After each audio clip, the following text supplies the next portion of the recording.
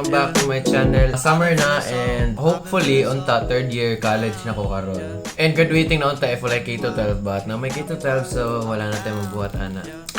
Currently second year since wala pa nag-officially end ang school year since na early kahuman ang school year because of the COVID outbreak.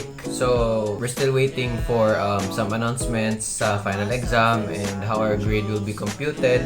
Tapos today's vlog, I'm just gonna share to you the realities that I have encountered, first-hand experiences I have encountered in college, which can be helpful, especially sa mga mag-first year college pa or first year college na wala pa ka-experience sa uban ako na experience. So, let's get to it, guys. So, okay, number one is sa high school pa ta na naman tayong aning nga tip na always do your homeworks, projects ahead of time para pag abot sa time na mag-submit na kay dili na ka mag-cram. So, it still applies in college but karon dapat siya i-apply kay tungod daghay kay subjects na ginatake sa college which are not limited to or not only major subjects na pa minor subjects which is also important biskan dili usahay kailangan nimo siya i-take and you have no choice. If maghatag og task si minor subject and major subjects and kabalo naman tatananaw na mas importante ang major unless na ibang ko major nga minor. So, the time will come na daghan na kay buhatonon kay ginakram ni maayo or nagtabok-tabok na yung mga buhatonon si major na si buhatonon si minor. Then, ang mga deadline kay the next week, that is why mabot ang time nga manatanga unsa naman ni kapoy naman gayon ni Actually guys, kailangan lang dito mag-manage ato mga work and time properly so that unless if gihatag siya the same day and the same dali ra ang deadline ana good so malamang kapoy jud pero if given siya mga 1 month or a couple of weeks before pa so buhatan na ninyo guys kay ma-realize ninyo nga tama ra nga buhaton ninyo ahead of time para dili na good mo magpulaw o ana good magpulaw good mo pero dili ing ana kayo kapulaw kay at least iwat ninyo ahead of time so pwede mo na murag ginagmay lang nga oras per day at least na may progress per day unlike if buhaton ninyo the night before or 2 days before sa deadline so mag-cram ka o just giving advice guys kay para di na maunsa nyo mga mental health and physical health dira kay nag-cram na magmaayo. Next tip is ana sila nga bisag unsa ka kung bright yung kay dako ka grado but in college guys I would like to tell you na that if nindot inyong prof nindot mo grado dili man sa nag-ingong ko nga ako alang na basehan ba but there are a lot of cases dyan na biskan pag unsa ka bright nagay prof na mutumba nimo promise. That is why tip lang na if na may chance na mag-register for your upcoming subjects please do ask people that have been to that subject na so that you will have a glimpse on what certain professors ilang ways of teaching okay ilang way of grading their students kay para kung asa comfortable exam gusto ka og harsh gyud na prof kay para ma-challenge ka at least dito kabalo ka kasi pilion kung gusto ka og chill lang relax lang pero taas na grado so dito ka sa mga relax lang nga prof pero na kay matunan of course yes naman no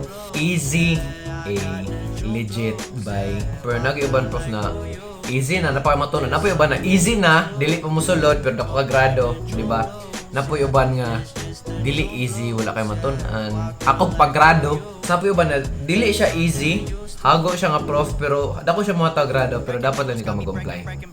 So that is it for my second tip. So ang third na akong experience is manage your orgs well kay there will be times nga ma-torn between your ACADS and your orgs and at times nga if malingaw na kasi mo mga orgs you tend to prioritize it over your ACADS which is not good because ato maka-college kay dili para mag-orgs lang so always prioritize your major subjects and imong orgs kailangan dyan ninyo pag-isipan dili dapat murag you always take responsibilities example org diri then org pag sa pikas tas officer ka diri so dagan kay buhaton tas sa class nimo kay murag grabe ka heavy ang mga buhaton nun so magka-problema jud mo guys. Basig 1 more year gyud di mo kagaduhin on time.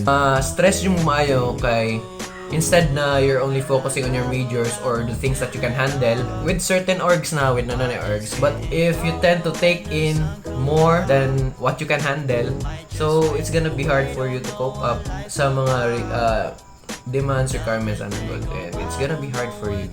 So next is if ever na nakay allowance na gina-accept, and if wala ka sa inyong hometown or nag-ano ka sa lain place ka and nag-board ka, I do suggest na always budget your allowance well. Ay magsunog sa ka guys. Kay mabot ang time na mo yung kwarta and dugay pa jud kayo ma-restock imong allowance, di ba? So you end up kanang magpid na kaayo or usay di na ka mukhaon kay wala kay kwarta. So always budget your money well. Dapat mag-ipon jud ka always kay if ever gusto ka mulaag, naka extra money, and if nakay mga bayron nun ana good. So always kanang murag set maximum value per day na dapat nimo magasto, and di lang mag-stick jud ka dira always, and look for a certain restaurant na kabalo ka nga if dira ka mukaon sakto sa imong budget always. Nagatipid ko, di ko mahalo magasto diri kay kabalo ko nga hantod ani lang ako magasto diri. So the next tip would be important ang connection sa college because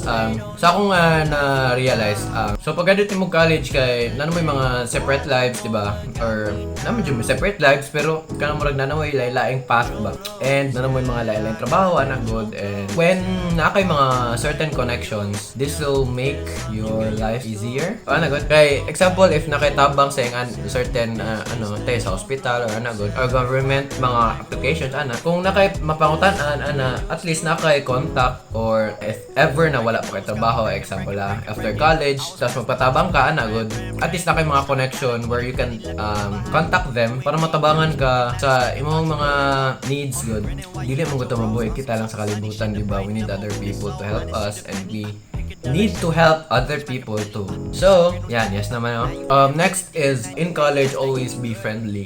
Kay you get to meet a lot of people throughout your journey as a college student, and do not know that these people will help you in the future. So, base makatabang po siya. Example, first year ka, makatabang siya puhon for certain subjects which is related to that person's course. Ana go na basing mga kagtabang, or kung wala kay kaila sa isa ka minor subject, maklasmate mo siya, at least na kay friend daan, di ba? Which is a great help if magpatabang ka or na kay mga pangutana sa inyong subject, tapos maulo ka mangutana sa ubang tao, at least na kay kaila daan, di ba? And if ever na kay mga inquiries about certain courses and na kay kaila ng tao, at least matap din mo siya, di ba? Feel ako naging purpose ni mo yun ng mga tao na mabot sa itong kinabuhi. Okay guys, so that is it for my vlog today, and if I have any other tips that I might give you, I will make another vlog about tips and reality sa college. But I just want to say that college is a fun yet super nakaka-stress na journey sa ating buhay. And I hope that we get to enjoy this journey that we are currently experiencing and take in a lot of lessons. Tapos mga failures na atong ma-experience, always keep in mind that these failures are there to mold us to be better person and to improve ourselves.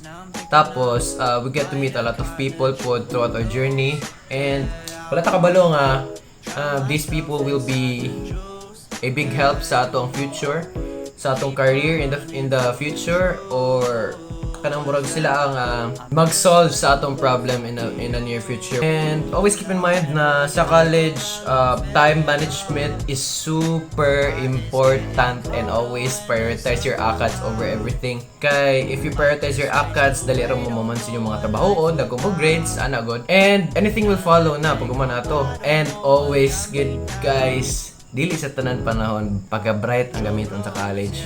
Sometimes guys, kailangan pug ka ma-wise, di ba? Example sa prof or sa mga absent, kailangan ka mo sa TJ ka na good. And I hope you take this as a positive message good na whenever you fail or you feel down, always remember na it's just a bad day but not a bad life. So always motivate yourself, be positive, and do not dwell with these happenings kaya temporary lang ni, and things will get well soon. Just salig lang yun. So that is it for today and bye!